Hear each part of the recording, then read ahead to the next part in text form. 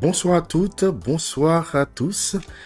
Et pour aujourd'hui, chers amis, je vais lire pour vous ce texte titré L'Église. L'Église est là pour nous aider à garder notre pureté.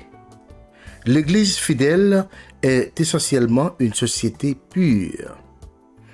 La pureté ultime sera réalisée seulement quand nous rencontrons le Seigneur dans les airs et il représente l'Église sans tache ni ride à Dieu le Père. L'Église n'est pas infaillible. Elle doit constamment lutter contre les taches et les rides de ce monde.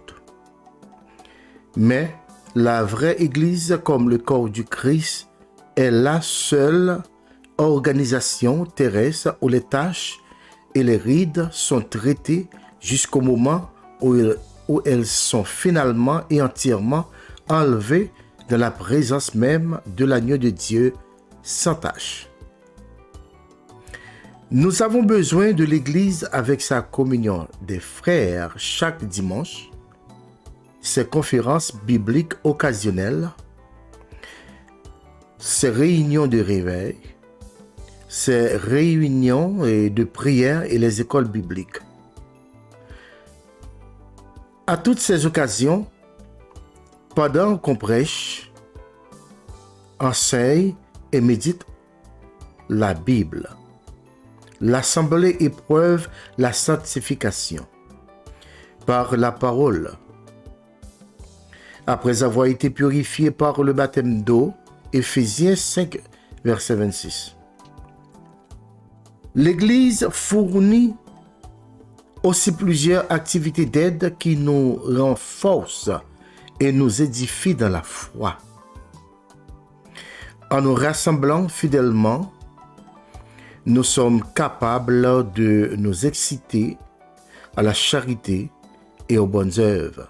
Hébreux 10, verset 24. Les rassemblements de la vraie Église sont les meilleurs rassemblements possibles de ce côté-ci de l'éternité.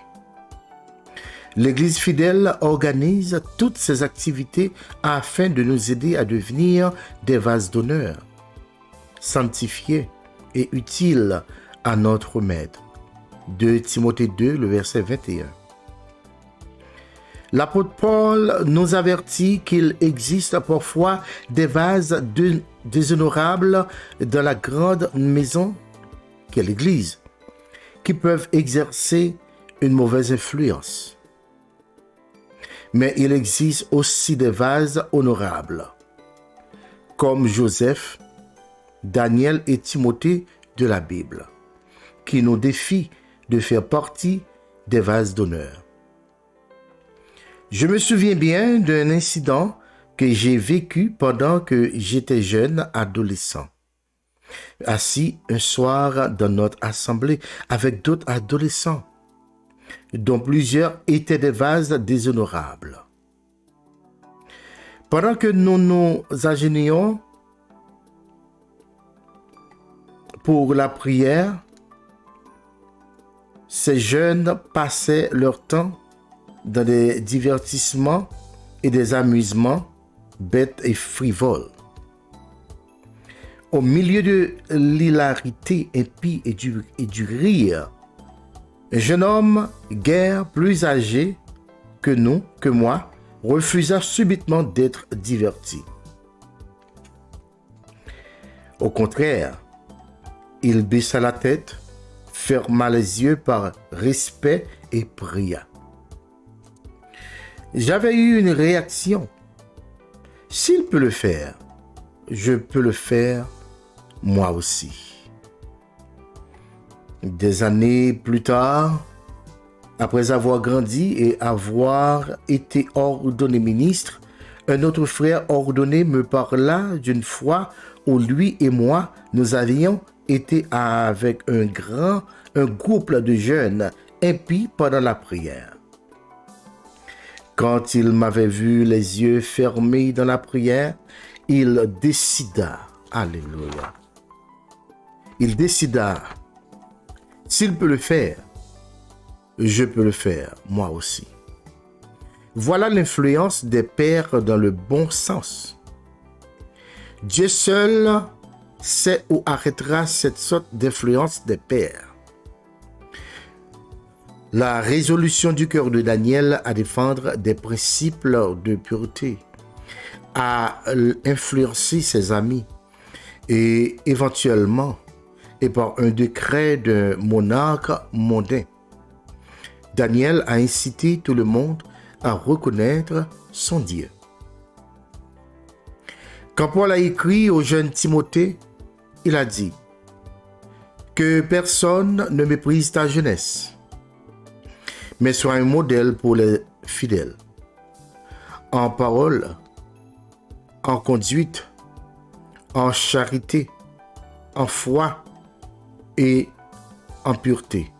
1 Timothée 4, le verset 12.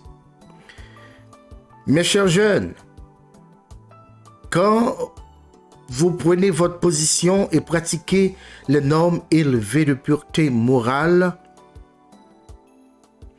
votre influence sur d'autres jeunes peut bien être plus grande que l'influence de personnes avec plus d'expérience.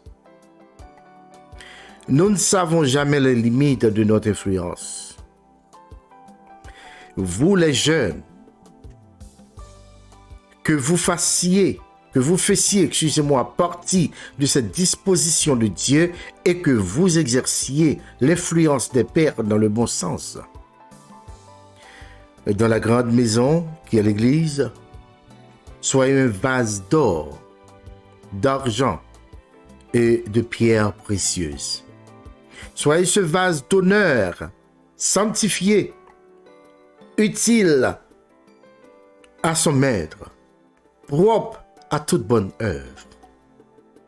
Heureux ceux qui ont le cœur pur, car ils verront Dieu.